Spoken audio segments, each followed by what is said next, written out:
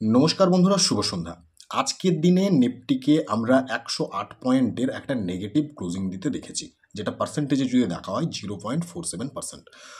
তো আজকে সকালবেলা পাবলিক টেলিগ্রাম চ্যানেলে আমি পোস্ট করেছিলাম দুটো সেক্টর নিয়ে, এক হলো মেটাল, দুই হলো এনার্জি। আমি পার্টিকুলার কোনো স্টক কিন্তু বলিনি। আমার মনে হয়েছিল এই দুটো সেক্টর শুরুর দিকেই যেরকমভাবে পজিটিভ দেখাচ্ছিল, তাতে করে এখানে র্যালি আসতে পারে। তো মোটামুটি সেই জায়গাটাই এসেছিলো। ওই পোস্ট করার পরে কোনো মেটাল স্টক বা কোনো এনার্জি স্টকে যদি কেউ এন্ট্রি নিয়ে থাকেন, প্লিজ একটু কমেন্টে জানাবেন, বা যদি ওটাকে কেউ ফলো করেছিলেন প্লিজ একটু কমেন্টে জানাবেন। আজকের ভিডিও থেকে কথা বলবো নিফটির যে টেকনিক্যাল চার্ট সেই নিয়ে, কি পজিশনে রয়েছে, কোন লেভেলসগুলো আমাদেরকে দেখতে হবে। সেই সাথে তিনটি স্টক নিয়ে কথা বলবো, বেশ ভালো জায়গাতে দাঁড়িয়ে রয়েছে। এবং অবভিয়াসলি গতকালকে যে দুটো স্টক নিয়ে কথা বলেছিলাম সেই দুটো স্টক নিয়ে একটু রিভিউ করে নেব। প্রথমেই চলে আসি নিফটি নিয়ে। নিফটি নিয়ে আমি বরাবর যে কথাটা বলে আসছি সেটা হচ্ছে, নিফটি এখানে একটা inverted cup and handle pattern বানিয়েছিল, সেই প্যাটার্নটাকে অলরেডি ব্রেকআউট করে দিয়েছে, ব্রেকডাউন করে দিয়েছে। ব্রেকডাউন করার পরে আমি যে বিষয়টা বলেছিলাম যে এখানে ব্রেকডাউন করেছে, যদি এটাকে রিটেস্ট করে আবার নিচে আসে এবং এখানে যে লাস্ট লো বানিয়েছে সেটাকে যদি ব্রেকডাউন করে ক্লোজিং দিয়ে দেয়, তাহলে কিন্তু নিফটি আরও নিচের দিকের লেভেল আমাদেরকে দেখাতে পারে। এবং সেক্ষেত্রে আমি একটা লেভেল অলরেডি বলে দিয়েছিলাম, ড্র করে দিয়েছিলাম, যে আমাদেরকে মেবি 21,200 লেভেল কিন্তু দেখতে হতে পারে। বাট আমি এর আগে কোনো একটা ভিডিওতে ডিসকাস করেছিলাম, গতকালকে বলিনি, সেটা হচ্ছে আর একটা জোন কিন্তু আমাদের জন্য স্ট্রং সাপোর্টের কাজ করতে পারে, সেটা হচ্ছে 21,800 থেকে 21,850-এর জোনটা। এই দুটো কিন্তু মেজর সাপোর্ট আমাদের কাছে রয়েছে। এগুলো ছাড়াও আমাদের কাছে এখানে একটা সাপোর্ট জোন আমরা দেখতে পাচ্ছি 22,700-র কাছাকাছি, যেখানে আমরা দুটো সুইং দেখতে পাচ্ছি। তো এই জোনগুলোকে নিচের দিকে আমরা ফলো করতে পারি। এবং এখানে একটা বিষয়, যদি আমরা 15 মিনিটের চার্ট ওপেন করে নিই তাহলে একদম ক্লিয়ার বোঝা যাবে।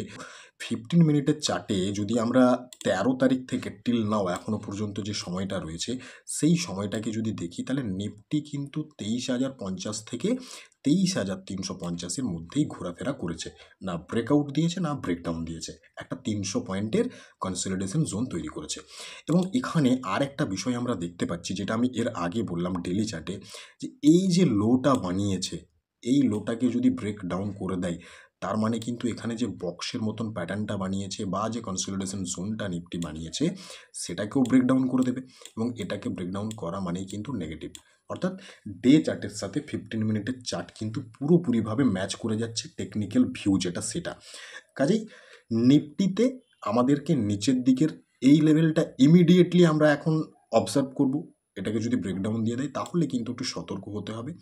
আর যদি 23,250 থেকে 350-এর যে জোন রয়েছে এর উপরে ক্লোজিং চলে আসে নেক্সট ফিউ ডেজের মধ্যে, তখন আমরা ফার্দার বুলিশ মুভমেন্টের ব্যাপারে চিন্তাভাবনা করতে পারি।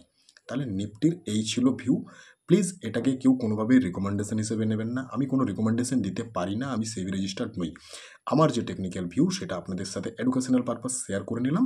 জাস্ট এটাকে স্টাডি পারপাস নেবেন, এখান থেকে এডুকেশনটা নেবেন, নিজে অ্যানালাইসিস করবেন, নিজের ফিনান্সিয়াল অ্যাডভাইজারের সাথে কথা বলবেন, তারপরেই কিন্তু যে কোনো ধরনের ট্রেড রিলেটেড ডিসিশন নেবেন। এরপরে চলে আসবো স্টক নিয়ে। প্রথমেই কথা বলবো রিলায়েন্স ইন্ডাস্ট্রিজ নিয়ে। আজকের দিনে কিন্তু স্টকটি হিউজ ক্যাপ অফ ওপেনিং দেয় এবং তারপরে অনেকটাই নিচে ক্লোজিং দিয়েছে। তো এই স্টকটিকে মিড টার্মের ভিউ রেখে এবং সুইং ট্রেডিংয়ের ভিউ রেখে কিন্তু ওয়াচ লিস্টে রাখা যেতে পারে। আমি অলরেডি এর আগে রিলায়েন্স নিয়ে কিন্তু কথা বলেছিলাম, সেই ভিডিওটাও চ্যানেল থেকে আপনারা পেয়ে যাবেন একটু সার্চ করলে। তো স্টকটিকে কেন সিলেক্ট করা হয়েছে, প্রথমে সেই জায়গাগুলো দেখে নিই। আমরা প্রথমে দুটো জোন একটু মার্ক করব। একটা জোন মার্ক করলাম মোটামুটি 1313 থেকে 1315। দেন আরেকটা জোন মার্ক করব, সেটা হচ্ছে এই জোনটা, মোটামুটি কত 1200 টাকার কাছাকাছি। তো এই দুটো জোনকে কেন মার্ক করা হলো? প্রথমত, রিলায়েন্স ইন্ডাস্ট্রিজ 2024 সালে এই জোনটাকে ব্রেকআউট করেছিল। এখানে রিজেকশন ছিল, কাইন্ড অফ রাউন্ডিং বটম বানালো, ব্রেকআউট করলো, রিটেস্ট করলো, ওপরে গেল। অর্থাৎ এই জোনটা একটা ভালো ডিমান্ড জোন মোটামুটি বলা যেতে পারে।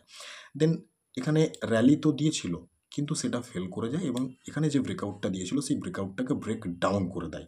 সাপোর্ট কোথায় নিল? সাপোর্ট নিল এখানে একটা সুইং রয়েছে, সেই সুইংটার কাছাকাছি দুবার সাপোর্ট নিল, কাইন্ড অফ ডবল বটমের মতন বানালো, তারপরে কিন্তু উপরে গেছে।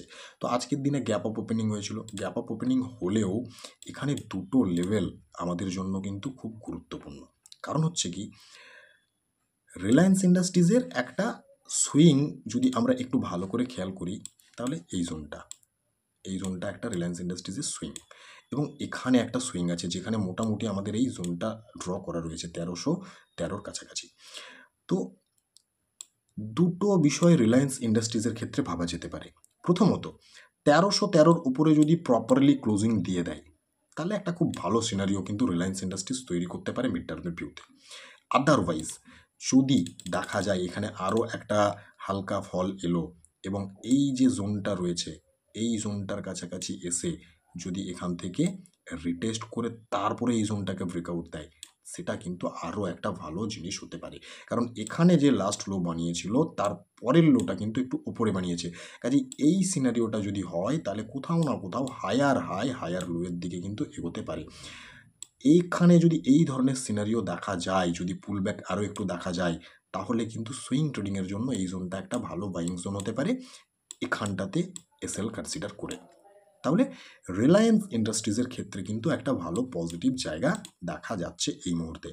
এবং অবভিয়াসলি রিলায়েন্স ইন্ডাস্ট্রিজে যদি মিড টার্মে ভিউ রাখা হয়, এত ভালো একটা স্টক, সেটাতে মোটামুটি 1600 টাকার যে হাই লাগিয়েছিল, এই হাইটা কিন্তু টার্গেট হিসেবে এখন মার্ক করা যেতে পারে। একটা বিষয় আমি রিলায়েন্স ইন্ডাস্ট্রিজে মিস করে গেলাম, সেটা হচ্ছে ইএমএটাকে যদি অ্যাপ্লাই করি, এখানে দেখা যাচ্ছে 50 ইএমএতে কিন্তু রিলায়েন্স ইন্ডাস্ট্রিজ এখানে একটা রিজেকশন পেয়েছিল, যেহেতু প্রত্যেকটা ইএমএকে ব্রেক ডাউন করে ফেলেছিল। এখানেও রিজেকশন, দেন এখানে রিজেকশন। তো আজকের দিনে গ্যাপ আপ ওপেনিং দিয়ে কিন্তু তার উপরে ক্লোজিং দিয়েছে এবং নিচের থেকে বেশ ভালো একটা রিকভারিও দেখা গেছে, যখন এখানে বেশ একটা পতন দেখা গিয়েছিল, এবং এক্স্যাক্টলি 100 ইএমএতে রিজেকশন পেয়েছে। তো এই যে জোনটার কথা বললাম, মোটামুটি 1315 থেকে 1325, এখানেই 100 ইএমএটা রয়েছে। কাজে যে ক্লোজিংয়ের কথাটা আমি বললাম, সেই ক্লোজিংটা আসা মানেই কিন্তু 100 ইএমের উপরেও একটা ক্লোজিং চলে আসবে, অর্থাৎ তখনই এখানে চিন্তাভাবনার জায়গাটা তৈরি হবে যে হ্যাঁ, এখানে ফার্দার রিলায়েন্স ইন্ডাস্ট্রিজ কিন্তু বুলিশ মুভ দেওয়ার জন্য তৈরি হচ্ছে। কাজে রিলায়েন্স ইন্ডাস্ট্রিজ স্টকটাকে কিন্তু অবভিয়াসলি সুইং ট্রেডিং এবং মিড টার্মের ভিউ রেখে ওয়াচ লিস্টে রাখা যেতে পারে। নেক্সট যে স্টকটি নিয়ে কথা বলবো, ভারত ডাইনামিক্স লিমিটেড। তো এই স্টকটিকে সিলেক্ট করা হয়েছে কিন্তু সুইং ট্রেডিংয়ের ভিউ রেখে। কেন সিলেক্ট করা হলো?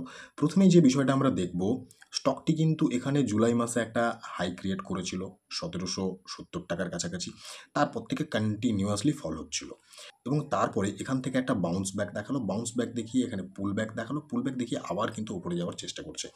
এবং সবচেয়ে ভালো যে সিনারিও, এখানে হাই লাগানোর পর থেকে কিন্তু কন্টিনিউয়াসলি লোয়ার লো লাগাচ্ছিল, তার লোগুলোকে নিচে শিফট করছিল, বাট এখান থেকে যখন ওপরে গেল, দেন এই জায়গাতে যে লোটা বানালো এবং বেশ খানিকটা সময় কনসলিডেশন করলো, এই লোটাকে কিন্তু ব্রেকডাউন দেয়নি, অর্থাৎ তার যে লোয়ার লো বানাচ্ছিল সেটাকে কোথাও না কোথাও ব্রেকআউট করে দিয়েছে, এবং তার যে কনসলিডেশন জোনটা ছিল এখানের, সেটাকেও কিন্তু আজকের দিনে ব্রেকআউট করেছে এবং খুব ভালো একটা ভলিউম ক্রিয়েট করেছে আজকের দিনে। এখানে আরও একটা বিষয় আমরা খুব পজিটিভ দেখছি, এই যে ফল, এই জায়গাতে যে ফলটা দেখা গিয়েছিল, এখানে ভলিউম দেখুন একদম ডিক্রিজ হয়ে গিয়েছিল এই জায়গাটাতে, বাট এখানে যখন রেলি দিয়েছিল দেখুন কত সুন্দর ভলিউম ক্রিয়েট করেছিল। আবার এখানে কিন্তু সেই ধরনের ভলিউম আস্তে আস্তে ক্রিয়েট করার চেষ্টা করছে। তো সিম্পল যে বিষয়টা আসছে, স্টকটির মধ্যে কিন্তু পজিটিভ জায়গা দেখা যাচ্ছে, এবং যখনই আমরা এখানে ইএমআইটাকে অ্যাপ্লাই করে দিচ্ছি, একদম সুন্দর একটা সিনারিও দেখা যাচ্ছে। স্টকটি কিন্তু 200 ইএমএ, 100 ইএমএ, 50 ইএমএ মোটামুটি কাছাকাছি ব্রেক ডাউন দিয়েও সেই জায়গাটার মধ্যে কনসলিডেশন করে এখন ওপরে স্টে করছে, খুব ভালো সিনারিও। তো এখন যেহেতু স্টকটি খুব ভালো একটা জায়গাতে রয়েছে, আজকের দিনে এখানে একটা সুইংকে ব্রেকআউট করেছে অলরেডি, এবং এই মুহূর্তে তার নেক্সট যে সুইং ছিল সেই সুইংয়ের কাছাকাছি জায়গাতে ক্লোজিং দিয়েছে। যদি এই জায়গাটাকে মার্ক করি, 1296, 1276-এর কাছাকাছি ক্লোজিং দিয়েছে। তো সিম্পল দুটো বিষয় এখানে ভাবা যেতে পারে। নাম্বার ওয়ান, স্টকটি যেহেতু নিয়ার ব্রেকআউট রয়েছে, এই 1296-এর ওপরে একটা বুলিশ মুভ আসার সম্ভাবনা থাকবে, সেক্ষেত্রে 1296-এর ওপরে স্টকটিকে কিন্তু ওয়াচ লিস্টে রাখা যেতে পারে, এক নম্বর। নাম্বার টু, আর একটা জায়গা কিন্তু এখানে একটু মার্ক করা যেতে পারে, সেটা হচ্ছে এখানে যে সুইংটা বানিয়েছিল সেটাকে তো অলরেডি ব্রেকআউট করে দিয়েছে 1203। তো যদি ওই 1296টাতে রিজেকশন পেয়ে যায় এবং এখানে একটা পুল ব্যাক দেখায়, 1203-এর কাছাকাছি যে কোনো জায়গার থেকে বাউন্স ব্যাক করলেই কিন্তু সেই জোনটা একটা বাইং জোন হয়ে যেতে পারে, তখন এসএল হয়ে যাবে এই জায়গাটা, তার হচ্ছে কনসলিডেশন জোন, তার লোয়ের একটু নিচে। তাহলে বিডিএল এই স্টকটিকেও কিন্তু সুইং ট্রেডিংয়ের জন্য ওয়াচ লিস্টে রাখা যেতে পারে। নেক্সট আরও একটি স্টক নিয়ে কথা বলবো, যে স্টকটিকে সুইং ট্রেডিংয়ের জন্য সিলেক্ট করা হয়েছে, বাট তার আগে একটু রিভিউ করে নেব বিএসি এবং মারুতি সুজুকি। গতকালকে কথা বলেছিলাম বিএসির ক্ষেত্রে যে বিষয়টা বলা হয়েছিল, এখানে একটা জোন ড্র করেছিলাম, একটু এখানে ডিলিট হয়ে গেছে আমার জোনগুলো, তো সেটাকে ব্রেকআউট করেছিল। ব্রেকআউট করার পরে এখানে কিন্তু আজকের দিনে স্টে করেছে, বাট যে ক্যান্ডেলটা বানিয়েছে সেই ক্যান্ডেলটা অনেকটা হ্যাঙ্গিং ম্যান টাইপের। তো এখানে যদি পুল ব্যাক চলে আসে একটা, সেই জায়গাটা একটু মাথায় রাখতে হবে।